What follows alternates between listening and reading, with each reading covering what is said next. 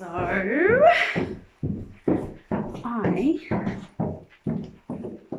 about a year ago,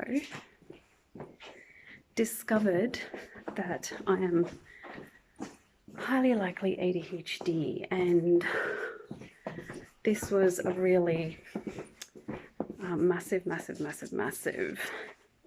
discovery and journey for me, one full of tears and full of overwhelm. Full of sort of self-discovery, and I kept a lot of that journey in the form of videos like this one, and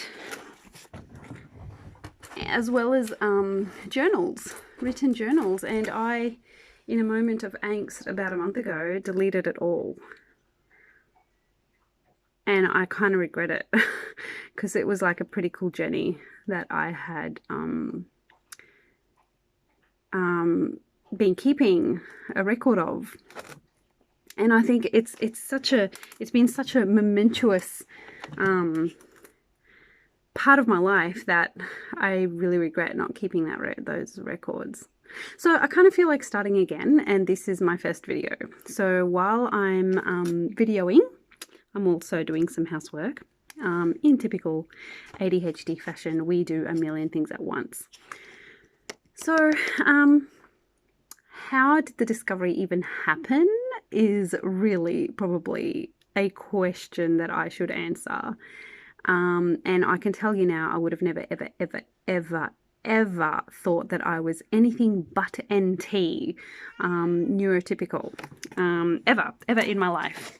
I was always told by friends, both in you know, playful ways, and by other people in not so playful ways, that I was weird, so weird. And as a teenager, I took pride in this, in what became part of my identity, to be weird. And sometimes I went out of my way to be weird, because it was part of who I was. And now that I know that I am highly likely ADHD, it all makes sense. Oh my goodness, it all makes sense. There's a reason why people with ADHD are a little bit weird, and I've discovered that we're all kind of a little bit proud of that anyway. So in typical ADHD fashion, I did not ever take offense to being called weird. I took it and wore it with pride. There we go. So the way it happened was purely from complete and utter overwhelm in my life, and getting to a point where I hit a wall due to all the stress that I had effectively caused for myself. We ADHDers tend to do a bazillion things. We like to live a colorful life. We like to wear many different hats. And, you know, it's not even about liking or enjoying doing these things. It's just simply the way our brain works. We cannot, for the life of us, only concentrate on one thing at a time. Our brain just isn't even capable of doing that. So, for example, today I am going to be doing a little bit of admin for our main business. I am doing some catching up on laundry. I am going to be trying to clean my house, whilst also tending to my child, who is at the end, hopefully, of a being unwell. So I'm also in the middle of writing a story, and I'm really excited to do that. And I'm partway through a novel, and I'm excited to read more of that today. And I've got friends coming over for lunch tomorrow, so I'm thinking about when I should probably start putting a meal together, whether I should do it today and sort of have it as a you know, heat up meal tomorrow, or whether I should just get up tomorrow and do it. And anyway, there's lots going on, and that's just the way it is. That's like really normal for me, and probably for many other women with ADHD. But we also don't know how to say no. It's something we have to really learn, because we everything is so exciting. Everything that comes our way is like, yes. So on top of everything that I do, I homeschool my child, and homeschooling can become an endless array of um, amazing opportunities, and I was taking all of them, every single one, every single amazing excursion that was advertised, every single amazing tour, every single amazing road trip, every single amazing class. And so I was giving my daughter everything I absolutely could possibly give her, whilst also doing admin for our main business. I also freelance. I freelance. I'm a writing and editing consultant. So, and I do that when work comes in for that. Um, but I hit a wall about a year ago, an absolute big fat brick wall, and and that metaphor goes with the idea that the wall just doesn't let you get through any, or doesn't let you step forward. But for me, hitting that wall, I hit it in such a way, at such force and speed, that that wall came crumbling down into pieces, and it made me question everything. It made me question everything that I had ever thought was the best thing for my life, or for my daughter's life, or for my husband, or for my home, and everything. Because I was like, something's got to give. So it was an emotional wall, obviously, but also physical, because I woke up with this massive, massive, massive migraine. I had this migraine for like 5 days. I am a pretty healthy person. I hardly ever get sick. Like, my immune system is really, really strong, and never ever get sick. So to wake up with a migraine, of all things, I had never experienced a migraine in my life. And then to have it for about 5 days, and it was like taking over, like this side of my body, like down this side of my neck, onto my shoulder, down my arm, and I was like, this is not good. To make matters worse, we were leaving on a road trip for like the next day type thing, next day or so. And I had to go on this road trip that we certainly couldn't back out of, with feeling like this. So it really put things in perspective for me. Thankfully, that road trip became a really beautiful holiday, and it actually helped to relieve the tension that my body was holding. And but it also came in the form of Googling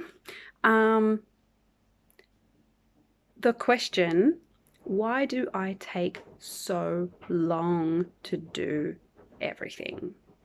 Because that was the chagrin of my existence. Does that even make sense?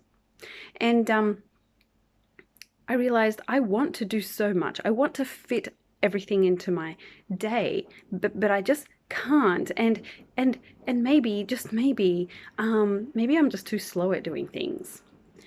And lo and behold, everything that came up on that search was related to ADHD. And I'm like, what? What on earth? Like, why? Why is ADHD coming up? Like, I'm like, I better type this question in again. I better change the question. And then I'm like, or do I need to change the question? I was like, no way. No way. And as it turned out, my husband was actually sitting right next to me on the couch, and he's like, and I was like, I'm reacting. I'm like going, oh my goodness, and he's like, what, and I'm like, this is what I just Googled, and this is what's come up, and no way, and he's like, ha, it wouldn't surprise me, ha ha, and just teasing me as he always does.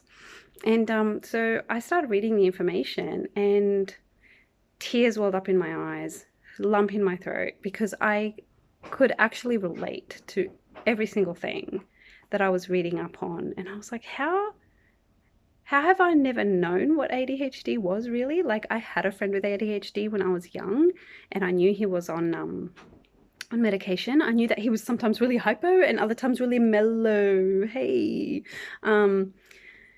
And that was the extent of it. I didn't actually really know what the brain side of things was and what the symptoms were or how it feels to have it. And I was like reading up on all of this and going, no way, no way.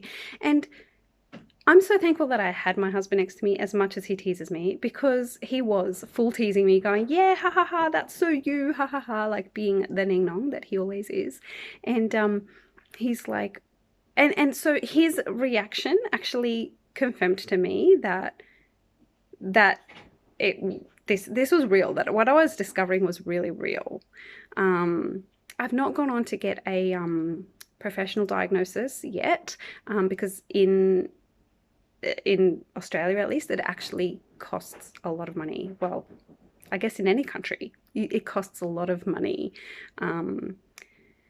because it's one of these, as I've discovered, it's one of these non-NT conditions that is still widely misunderstood. Even like 20, 30 years down the track, it's still, I think it's one of those very new things, very new discoveries. And the likes of autism and Asperger's has also been discovered along the way, but there's more severe outward symptoms potentially with that. And the reason I mention Asperger's autism is because there are some correlations from what I've discovered between autism, Asperger's, and ADHD, some correlations, so that we end up having some similar symptoms, except that those of us with ADHD just are presenting well enough and dealing with life well enough. Well enough isn't good enough, but we tell ourselves, at least I always did, that I was just a mess, and well, what could be done? And I'm just depressed, and I'm just anxious, and I don't know what I want to do with my life, and that's my own fault, and I'm just impulsive, and I'm just this. And with those of us with ADHD, as I have discovered through lots of forums and through this ADHD support group that I'm in, we tell ourselves these things and we get told those things. So for starters, it goes under the radar for longer than it should. And secondly, at the end of the day, where it's difficult for the common person next door to actually see that there's a problem, or because all they're going to see is someone who really likes their junk food, or someone who's really not good at keeping up with their exercise routine, or someone who's just likes to do a billion things at once, or someone who's like funny and crazy and hypo sometimes, or someone who's possibly a really good listener, or someone who and so on and so forth. So like from what I've come to understand, that the hindrances of ADHD can equally be amazing things at the same time. So not that eating junk food all the time is amazing. It's just that your friends are really going to enjoy being able to eat a full slice of cake because you'll eat it too. So you know what I mean? So that's been my journey. That was how I discovered it. And I threw myself into, in typical ADHD fashion, threw myself into finding out all there was to find out about ADHD, joined this online support group, had many laughs and many tears along the way, because I was like, wow, this is like so me. And it's been a massive part of my life to get to a point of almost feeling relief at finally understanding myself. Because I was always forever soul searching, forever. I have been forever soul searching, forever on a self-development journey, reading all the books and trying to put habits into place and and now, just knowing how my brain works, I have a lot more self-forgiveness and a lot more. I was always pretty self-forgiving, but for the major things, for my major mistakes in life, but not for the little things.